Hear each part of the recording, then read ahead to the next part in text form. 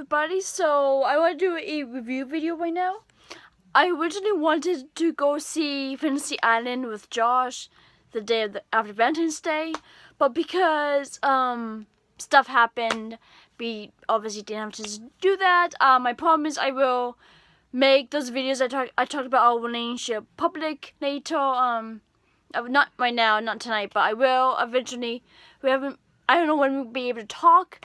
He said a few months, so it's like I probably would make them public way before we actually do talk. But so because I wasn't able to go see a movie with him, Fantasy Island, which I really want to see so badly, with Lucy Hale, because we couldn't see that, I really wanted to be able to watch a movie to do a review for my channel, because I really want to do another movie review. Because I want to try to do a movie review once a month, like I've been doing, even though now it's going to be hard, since I don't know when I'll be able to go see a movie at the movie theaters. Probably not with Josh, especially not anytime soon, because of what's going on with us right now. Anyways, this past week, Katherine Johnson, who was one of the women from Hidden Figures, had passed away at the age of 101. And so, because of that, as tribute, I decided to watch Hidden Figures again as part of my Black History Month thing I've been trying to do. Been watching movies and TV shows the whole month during Black History Month, and I thought that with her passing, it would be appropriate to watch for Black History Month because it's about 3 brilliant Black women that was in NASA. And after watching this video, I took some notes, and I want to do this review for you guys. So I'm only going to be talking about these 3 women. So the first woman up I will talk about is Katherine Johnson, who's, like I mentioned before, she's the one that just recently passed away. So for the history lesson on her biography, she lived from August 26th, 1918 to February 24th, 2020. She was an American mathematician whose calculations of orbital mechanics as a NASA employee were critical to the success of the first and subsequent U.S. Crewed space flight. 35-year career at NASA. She earned a reputation for mastering complex manual calculations and helped pioneer the use of computers to perform the tasks. Historically role as one of the first African-American women to work as a NASA scientist.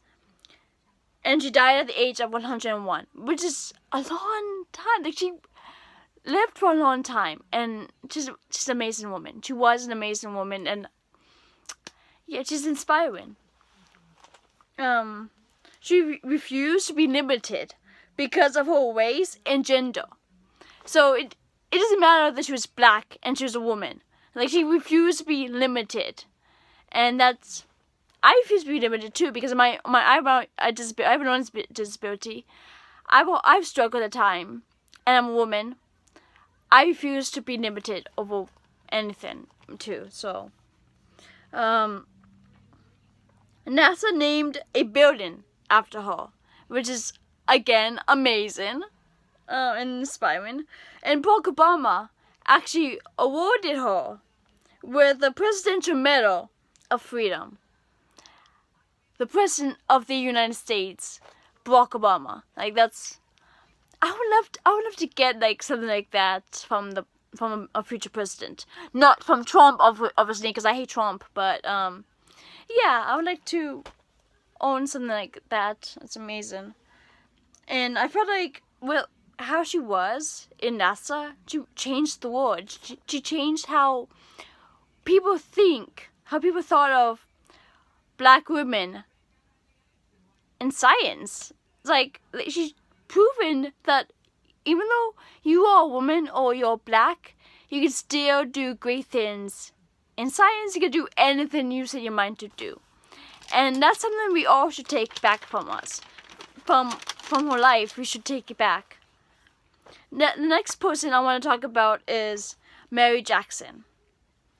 History of her is she lived from April 9th, 1921 to February 11th, 2005. So she's been dead for years. She was an American mathematician and aerospace engineer at the National Advisory Committee for Aeronautics. She worked at Langley Research Center in Hampton, Virginia, for most of her career. She started as a computer at the segregated West Area Computer Division in 1951. She took advanced engineering classes and in 1958 became NASA's first African-American female engineer. So, right there, it sounds really inspiring. And I love taking classes too, so it's like it was really in the one scene when it comes to Mary Jackson that really stuck out to me was when she first attended those classes. She was the only African American woman there. Everybody else was a white man, and so she asked, "Where the color section is?" And like should she sit in the back or in the front? Where should she sit? Of course, she sat in the front. So it's like it's kind of funny seeing her in the front and like all these white guys around her, and it's like, yep, she's gonna make a difference. Like she's amazing. She was amazing. But yeah, I love Hidden Figures. I love how she is. I love her character. I love all three of the women's characters in Hidden Figures. I feel like these women are kind of like Martin Luther King in a way because they all changed history, and I hope that someday I will be as amazing as these people. Like, even though I'm white, I'm still a woman. I would like to make a difference in like the women community and like feminism, as well as like minorities and stuff like that. Like, I want to make a difference and help people. Like how I feel like they kind of did. They made a difference. I love this quote. I have no choice but to be the first. I think that's inspiring. And I hope someday I'll be the first of something myself. Now, the third woman I'm going to talk about, the last, and certainly not the least, is Dorothy Vaughan. I love the library scene when, like, she, instead of being in the color section, she was in the white section, and she was looking for the book, and, like, this woman was, like, saying, I don't want any trouble, and, like, the black woman, like, Dorothy was, like, I'm not here for trouble, and that white woman's, like, what are you here for? For a book. And, of course, the security people escorted them out of the library, and on the bus, Dorothy had the book with her, and her one of her boys asked about it, and she was like, I pay taxes. And the taxes goes to everything that's in the book. You cannot steal something that you already pay for. And I thought that was very, very strong of her. It's like, she should have the same privilege as everyone else to get that book if she needs that book for something, you know? But yeah, and like, of course, there's that scene of the IBM reassignment. Well, she and the computers was reassigned, and I thought that was a big step for them. Very inspiring, once again. And like the quote from that I really liked was, my girls are ready. They can do the work. Which shows Dorothy believed in the computers. She believed in the girls that she supervised, that they can do the work. The history of Dorothy.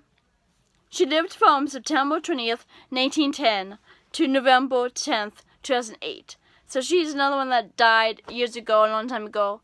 I guess Mary died before Dorothy, because Mary died in 2005, Dorothy died in 2008. Wow. And then Catherine died this year in 2020. That's wow.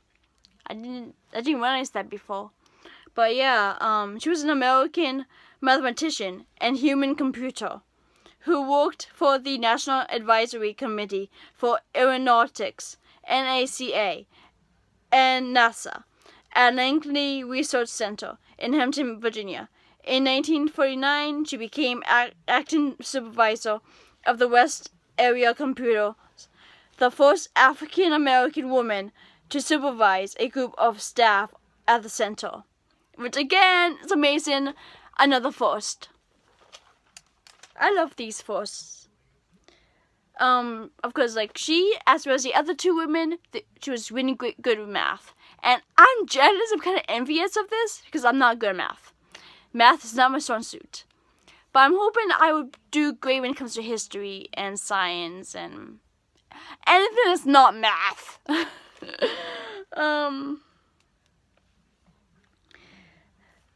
Segregation at NASA. I guess like it was kind of fictional, but like the segregation of NASA, like that wasn't much of a problem with NASA, because they all just went into work and do their jobs. Like they didn't really, it wasn't much of a big deal with segregation in NASA.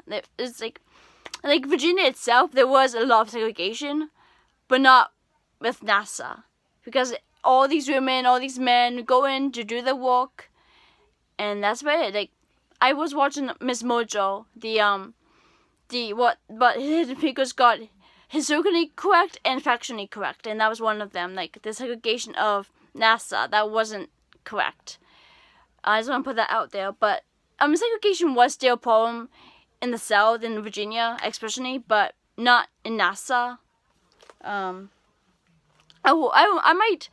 might put the link of the video of Miss Mojo in my description, because it's a good video to watch. Anyways, but yeah, human computers. I like that she's I like what she stands for when you can be anything you want to be, just as long as you do your homework. Like I really like that. And of course, with mathematician and like you can, black women in general, you can be anything you set your mind to be. Whether it's a mathematician, an engineer, an astronaut, it doesn't matter. Just follow your dreams, be inspiring, and look up to all these amazing people, especially these women. So I hope you enjoyed this video. I'm so happy I was able to get this under 15 minutes. That's great. I recommend this video. If you ever have the chance to get it on DVD, it's worth to watch. And anyway, see you next time, and I'll figure out what I'm gonna do about a movie in March, which is Women History Month. So maybe I might find a movie that has to do with women history instead. We'll see. Anyways, I talk so much. I'm sure that you're sick of hearing me talk. See you next time. Bye. Take care.